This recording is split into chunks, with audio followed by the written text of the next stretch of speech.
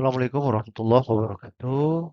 Hari ini kita coba berlanjut membahas uang, sistem keuangan dan lembaga keuangan bersama saya, Profesor Dr. Andri Sumitra, MA.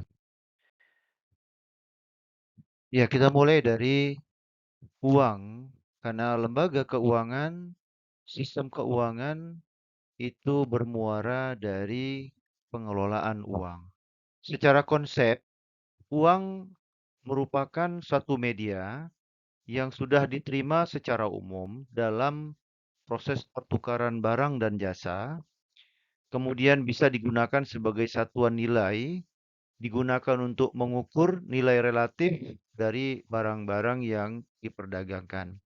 Secara sederhana, kita bisa pahami bahwa uang memiliki fungsi utama pertama sebagai alat tukar, di mana kita bisa menukar barang dan jasa dengan uang sebagai medianya.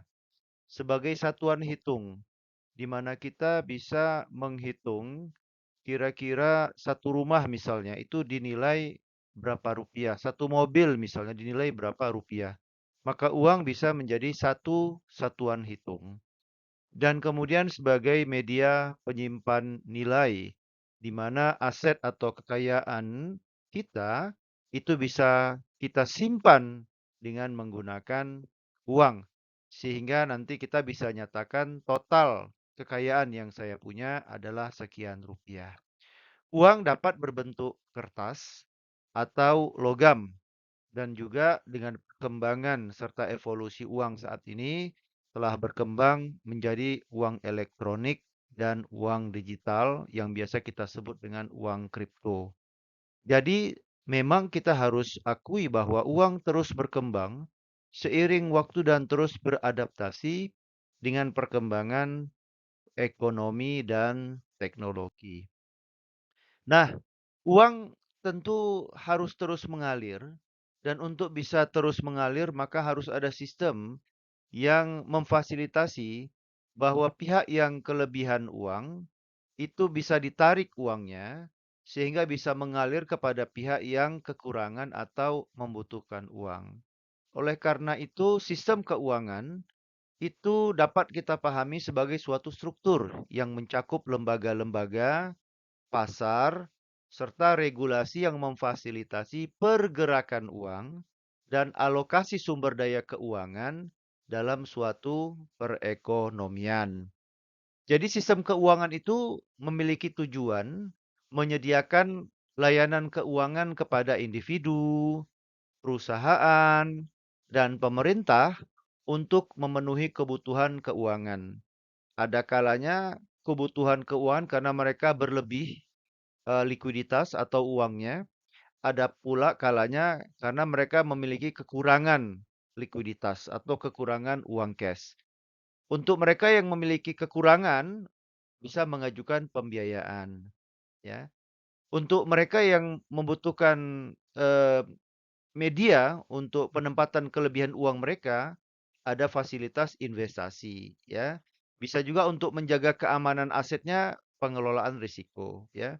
Untuk memudahkan proses transaksi, mereka bisa menggunakan jasa keuangan untuk membantu sistem pembayaran. Nah, sistem keuangan itu diperankan atau dijalankan oleh sektor-sektor jasa keuangan. Ya, ada sektor perbankan, ada pasar modal, ada pasar uang, ya, dan lembaga keuangan non-bank lainnya baik berskala nasional maupun berskala internasional, ya. Dengan demikian dapat kita sederhanakan bahwa sistem keuangan adalah sistem yang memfasilitasi pengumpulan, penyaluran, dan pengelolaan dana serta menyediakan berbagai financial services, ya, layanan keuangan, sehingga dapat kita pahami jika sistem keuangan berjalan dengan baik, ini akan mendukung pertumbuhan dan menjaga stabilitas ekonomi sebuah negara. Ada beberapa fungsi sistem keuangan. Yang pertama, fungsi mobilisasi dana, yaitu fungsi di mana dana-dana bisa dikumpulkan dan setelah dikumpulkan bisa dialokasikan ke tempat-tempat yang membutuhkan dana tersebut. Contohnya bank. Bank itu bisa menghimpun dana dari simpanan masyarakat yang tadinya menganggur, ya.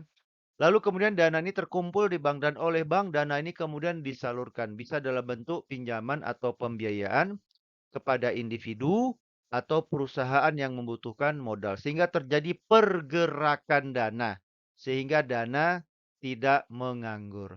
Yang kedua, fungsi intermediasi keuangan, di mana lembaga keuangan bertindak sebagai perantara antara pihak yang memiliki kelebihan dana, surplus, dan mereka bertindak sebagai pemberi pinjaman, atau bisa juga nanti bertindak sebagai investor, supaya ketemu dengan pihak yang membutuhkan dana, deficit spending unit, ya, dan bertindak sebagai peminjam.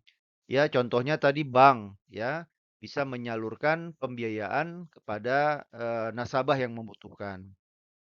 Bisa juga investasi kepada nasabah yang membutuhkan, yang dananya itu bersumber dari dana pihak ketiga. Nah, ini contoh bagaimana metode intermediasi keuangan itu dilakukan, ya. Bagi rumah tangga, pemerintah, atau perusahaan yang memiliki kelebihan uang, maka bisa masuk arus tabungan ke lembaga keuangan. Bisa ke bank, bisa ke reksadana, bisa asuransi, dana pensiun, dan lain-lain.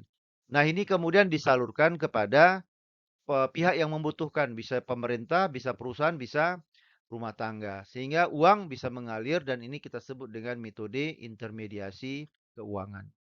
Ada juga nanti fungsi manajemen risiko, di mana lembaga keuangan menyediakan berbagai produk dan layanan yang membantu individu dan perusahaan mengelola risiko keuangan. Bisa risiko kredit, bisa risiko pasar, bisa risiko operasional. Ya, contohnya asuransi bisa memberikan perlindungan kerugian, harta benda, kesehatan, atau jiwa.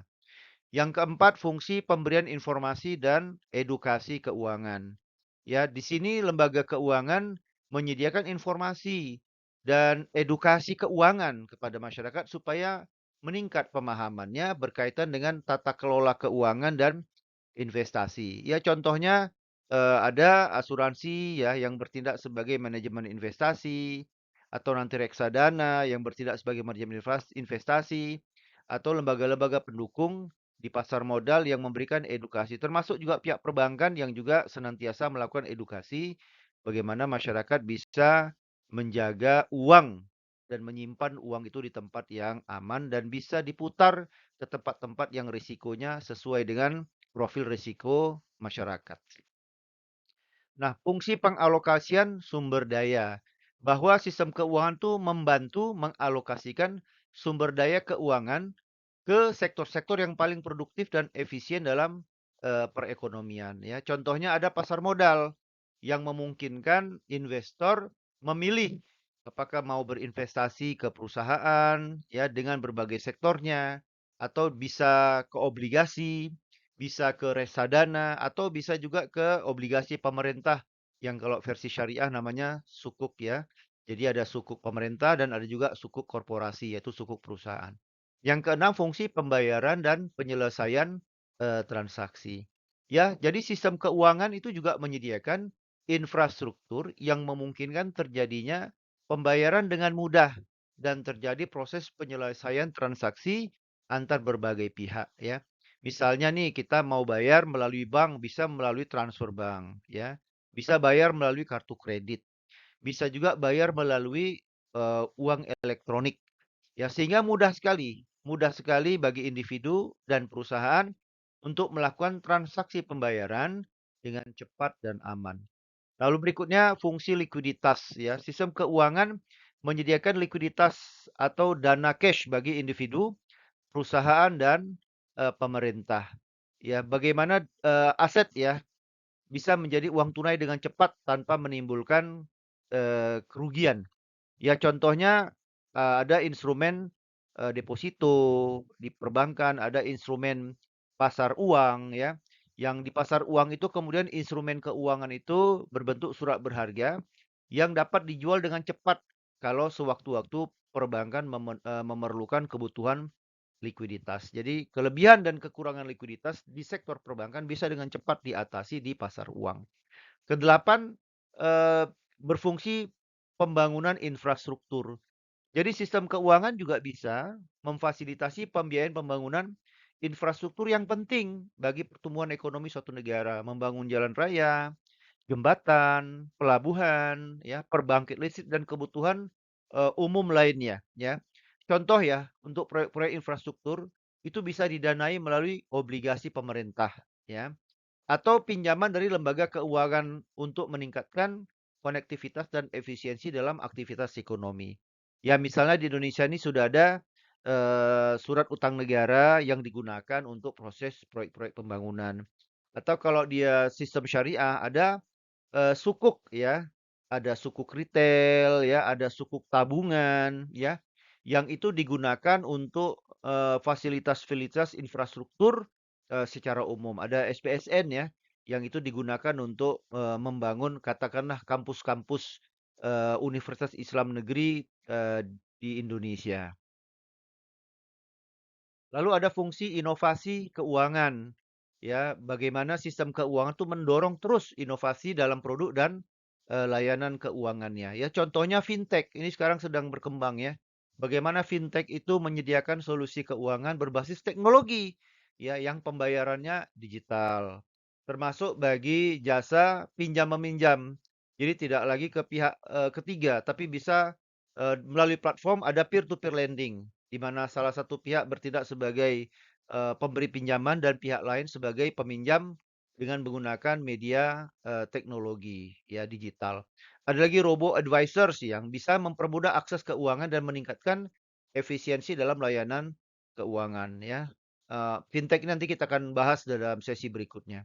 Lalu ada fungsi pengaturan dan pengawasan ya. Sistem keuangan tentu melibatkan regulator ya, pemerintah termasuk lembaga pengawas untuk mengatur dan mengawasi aktivitas keuangan guna menjaga stabilitas sistem keuangan dan melindungi kepentingan konsumen dan investor ya.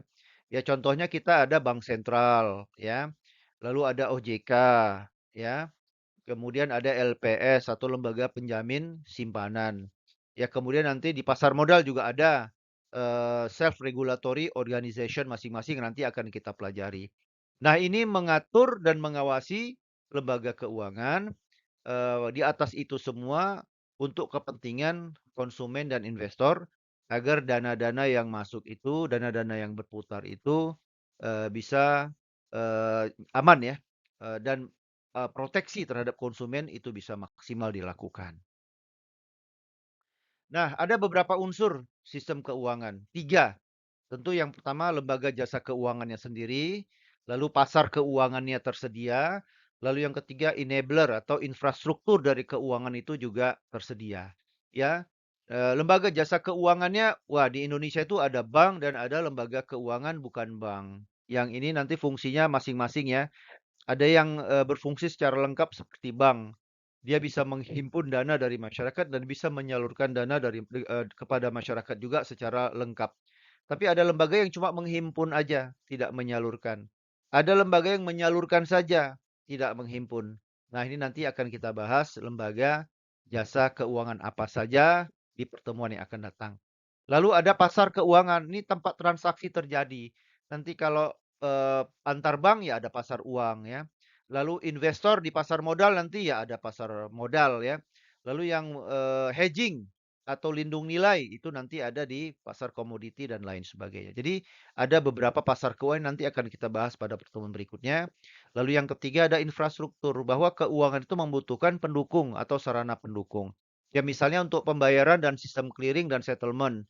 Nah, itu di bank itu nanti ada clearing settlement-nya. Kemudian di pasar modal juga ada lembaganya, lembaga clearing dan penjamin.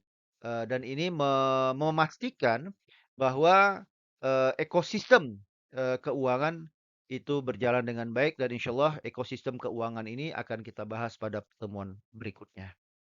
Dan sistem keuangan, lembaga keuangan ini juga ditawarkan tidak hanya secara konvensional, tapi juga ditawarkan menggunakan operasional syariah. Jadi masyarakat kita boleh memiliki alternatif untuk menggunakan sistem konvensional atau sistem syariah.